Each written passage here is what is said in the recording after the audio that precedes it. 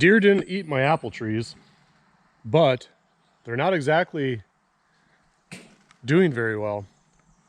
In fact, a couple of them look like they're dead, but I scratched the bark on them and the wood is green underneath still.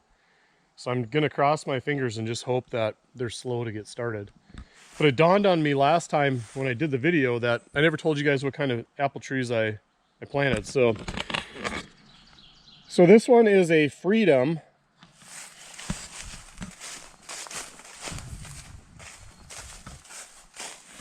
This one is a Liberty, which is zone 4. This one might not make it because it might be too cold. Fireside, that's always a good choice, but again, zone 4, I might lose out on that.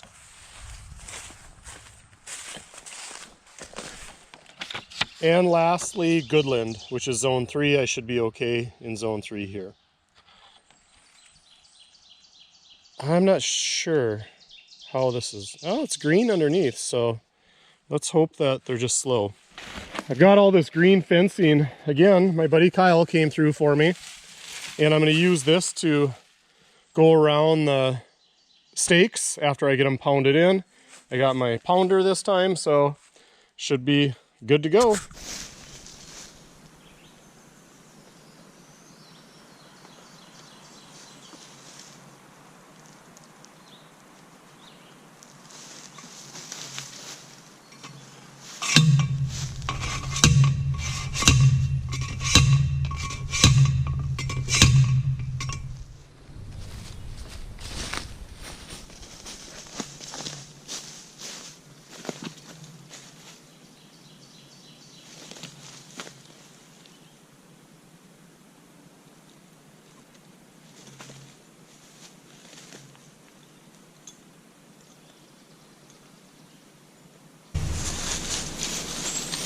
Probably gonna have to adjust these over the years,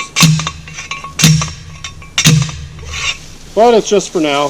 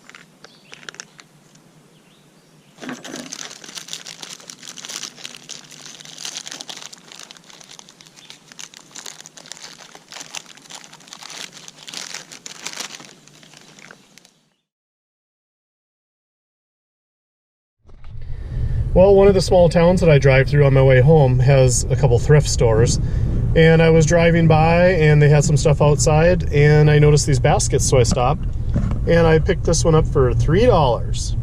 So not too bad. My first official mushrooming basket. Normally I just put them in bags or something. I did make a basket once upon a time, but it was a little rough. So cool, $3 well spent, I think. Driving through another one of the small towns that I passed through on my way to the land and back.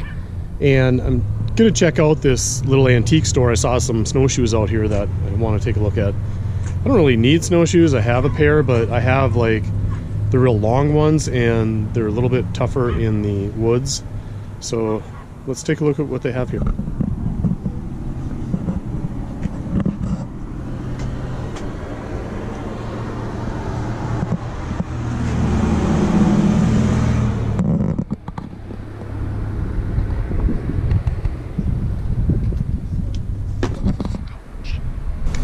Well, they were a little bit more than I'm looking for. I'm looking for something functional, not an antique. So almost $200 for a pair of snowshoes is a little bit beyond what I'm looking for. But the other thing that I would look for is cast iron, because the best stuff to cook on is old-fashioned cast iron, because the finish is so smooth, and it's not like these lodge pans that you get nowadays that takes forever to season.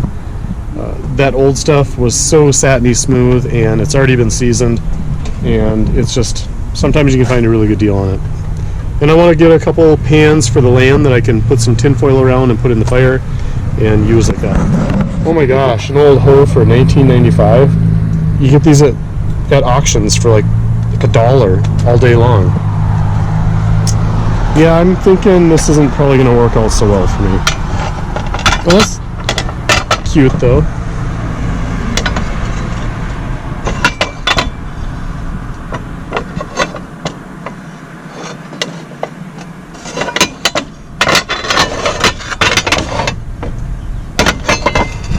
I don't have a price on it though.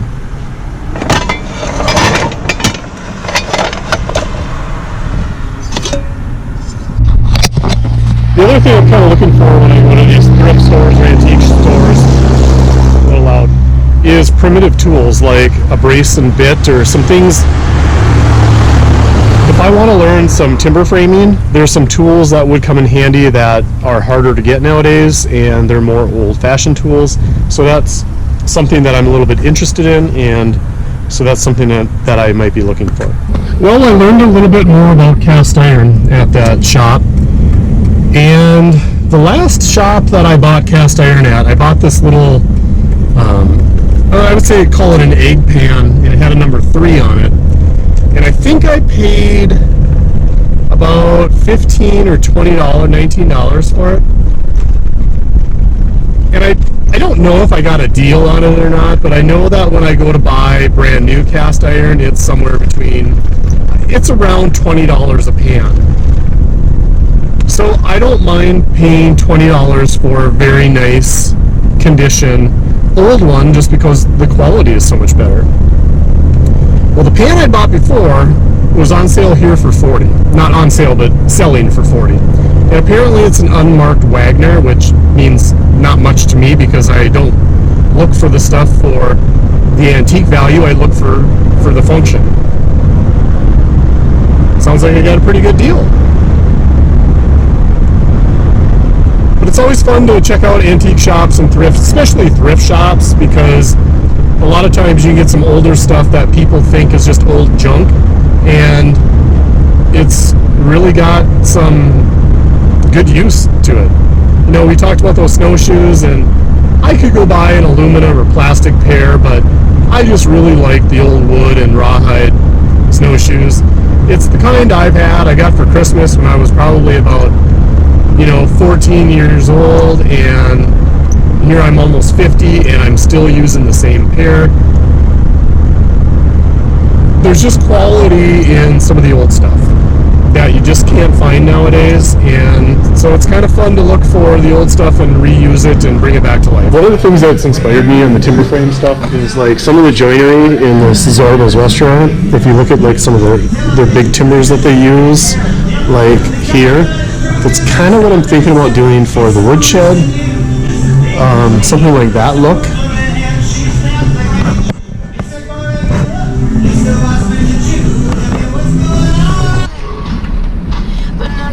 You know, the best part of going to the land is coming home. My river dog is always so excited to see me. I wish I could bring him up there more, but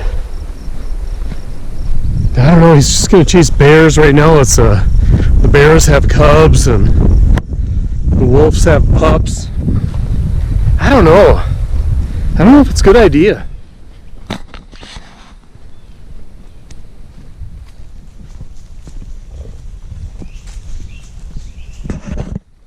River, want to swim?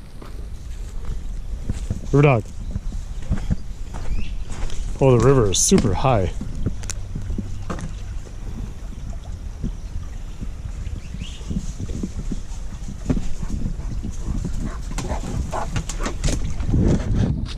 want to swim? Is it too deep for you? Huh?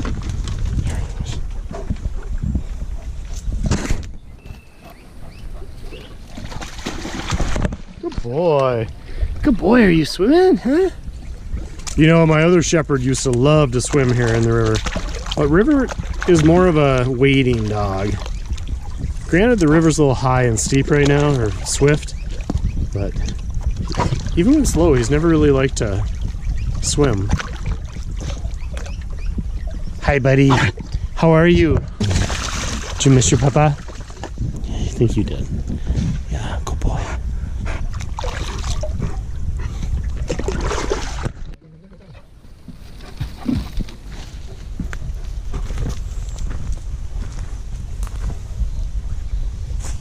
Should we go check the asparagus in the garden? Huh? The asparagus is like huge in just a couple days of heat and sun. I think there's some pickers here though. Yeah, there's some pickers.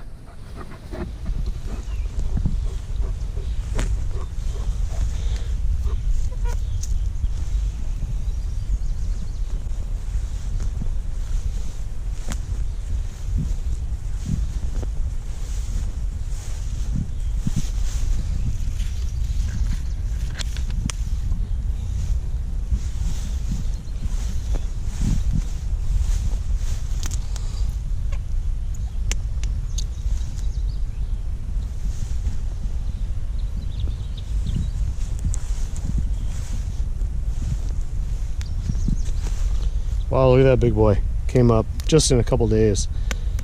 But we'll take it and it'll bring up more. So that's too far gone, but this little guy we will take. So when I talked about the finger trick, I'm bending my fingers together and it's a hard stock, and when it gets stopped it will automatically snap.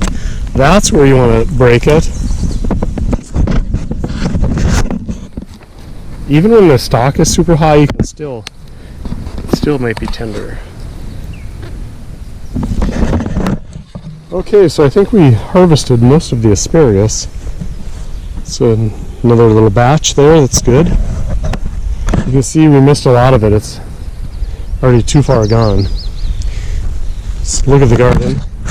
But the sticks here we planted, nothing is up quite yet, it doesn't look like. So it's okay. Tomorrow we're going to plant some more.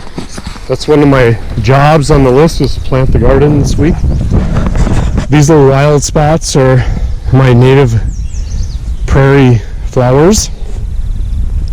They're starting to come up, you can see, with some native grasses and some brome grass.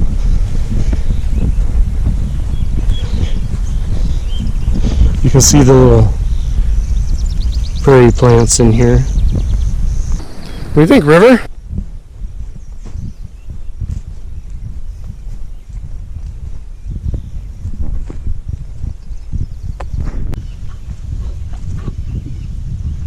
Got some zoomies? You got some zoomies?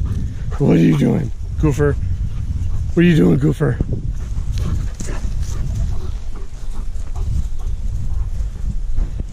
I got home and I heard Em yelling at River. So I asked what was going on, and she said there's been a bird stranded in the corner of the house for a couple days. It's a baby bird. And I got home and I have some angleworms left from fishing. So let's see if we can feed this bird and see what the situation is. Those are night crawlers. Those are angleworms. Let's go see what kind of issue we have out here. How about we put you back in the nest, eh? Little blue jay. I know your mama had a nest in one of these trees over here, so I saw her up here. But where should we find them? I don't remember what tree it was.